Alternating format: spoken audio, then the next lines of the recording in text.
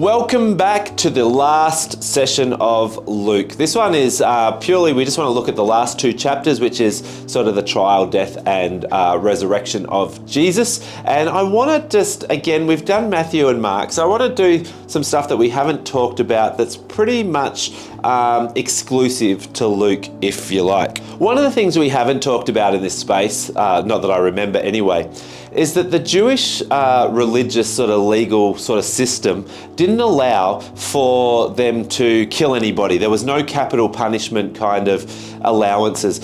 That's why when they had found Jesus guilty, they had to take him before Pilate, because only the Roman emperor could, or the Roman Empire, sorry, could kill somebody for well, really for any reason, but especially for a crime being committed. And they were determined that they wanted Jesus dead, so they had to take him to Rome. And it was just another way that Rome communicated, we have the power of life and death. Not you, not Jesus, not God, we, the empire, hold the power of life and death. So what that means is that it wasn't actually just a religious issue, it's now a political issue. If it's just a religious, this is why initially Pilate just goes, whatever, just let him go. I don't see any problem here. This is a religious issue. And so what the Jews had to do is turn it into a political issue as well, because only the empire had the power of life and death. And I think that's interesting to know that that's one of the realities. Another reality in that society is that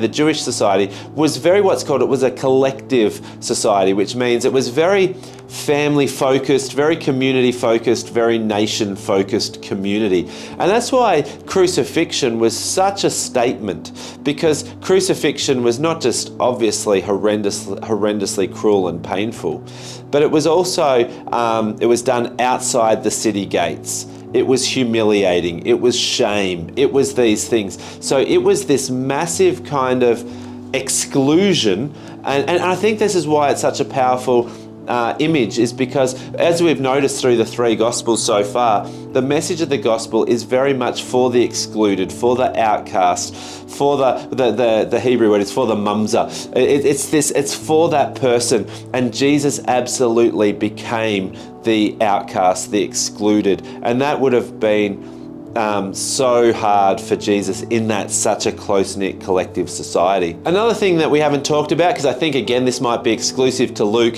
is that Jesus has the conversation with the criminals on either side of the cross, and one of them's like, hey dude, shut up, don't you know that we're here because we're guilty, this guy's innocent. And he says to Jesus, hey Jesus, remember me when I die. And Jesus makes this comment which is very fascinating. He says, don't worry about it, tonight you will be with me in paradise. And I think as Christians, we just assume that means heaven, they're both going to be in heaven. But paradise in the Greek there is very much a garden in Eden word. It is basically Jesus is saying, tonight, you and me, we're going to be hanging out together in the Garden of Eden. And I think this is fascinating as well, because this fits, with the rest of Scripture as it should, that God is in the process, that Jesus came to reconcile the world, that God is in the process of restoring and reconciling the world back to, we're in the garden in Eden, perfect relationship with God in Genesis, and in Revelation we're in the garden with perfect relationship with God, and in between is the journey on how we get back to that when we die, but when God has finished his part of the story, And I think that's fascinating, because yes, that the idea essentially of Scripture is that we go to heaven and then Jesus is going to come down and rule and reign, and the earth will be restored, and so on and so forth. And so Jesus is very much saying to this guy, but even if you want to sit that aside, what I think is really fascinating is, because what is it saying underneath that? It's saying, tonight you are going to be in perfect relationship with the Father. Tonight you are going to be that person that you were created to be. Tonight you are going to have, this cross is going to be behind us, this stuff's going to be behind us, you're going to have your future and your purpose and your faith, and all that stuff will be found in God and your relationship. I just think that's really cool, that tonight you are going to be wholeness. Tonight you are going to have arrived to be everything God has created you to be. And I think that's kind of cool. Another thought that we find here that I'm not sure if we've talked about, maybe we have, but we'll talk about it again, is, so in 1 Corinthians 15, it tells us that the gospel is the death and resurrection of Jesus, right? And so that means, so what happens in the story that Luke tells us is that Mary, and Joanna, they go to the tomb and they find that the stone's been rolled away, that the tomb is empty. And then what do? They go, and the angel says, "Don't worry, you're looking for the dead among the living." And so they run back to the disciples and they tell them, they teach them, they preach to them that Jesus has been resurrected. In other words, the first people to preach the death and resurrection of Jesus were women.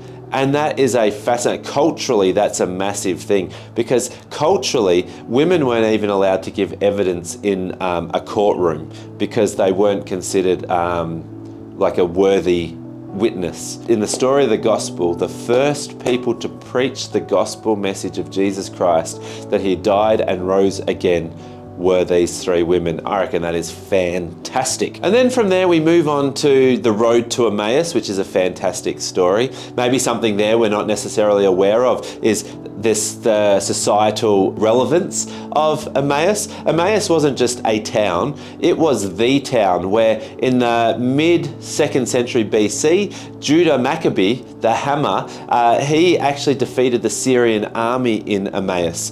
And so Emmaus very much stood for, it was a place and a space where freedom and restoration was found for the Israelites. So when it says that these guys were on the road to Emmaus, it's not just that they were on the road to Emmaus, they were on the road to freedom, restoration, reconciliation, all that stuff, that liberation. I think that's very, very cool. And in the process of being on that journey towards freedom, towards liberation, towards this Emmaus, Jesus reveals himself. But when does he reveal himself to them? He reveals himself around the table. They're eating together. And as they break bread, I think that, the nail holes were probably relevant. But the point I want to make here is that it's very clear that the revelation of Jesus, these guys were despondent, they were jaded, they were disappointed, they were questioning their faith.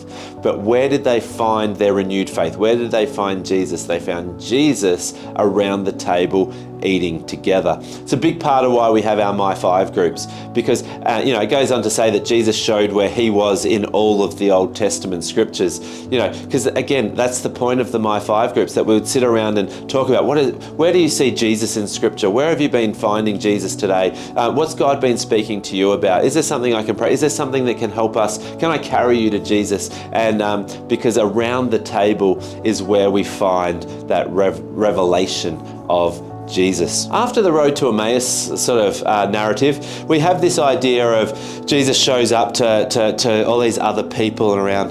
But the bit that I really want to focus on, in fact, I'm going to just grab my Bible here and we're going to read the last two verses of Luke, because it's really important. If you remember right back to the start of the book of Luke when we were talking about it, you might remember that Luke is sort of Luke part 1 and Acts is Luke part 2. And it finishes like this. It says, "While Jesus was blessing them, he parted from them and was carried up into heaven. And they, after worshipping him, returned to Jerusalem with great joy and were continually in the temple praising God." Isn't that awesome? So, while Jesus was blessing them, he parted from them and was carried up into heaven. So if you go to Acts chapter 1, it says that they were standing there and Jesus goes up in heaven. So you got this juxtaposition, you got this conjunction, you got this spot where this overlap between Luke and Luke 2, between Luke and the book of Acts. But here's the bit I really want to get to. They, after that, worshipping him, returned to Jerusalem, number 1, with great joy, and number 2, continually in the temple praising God.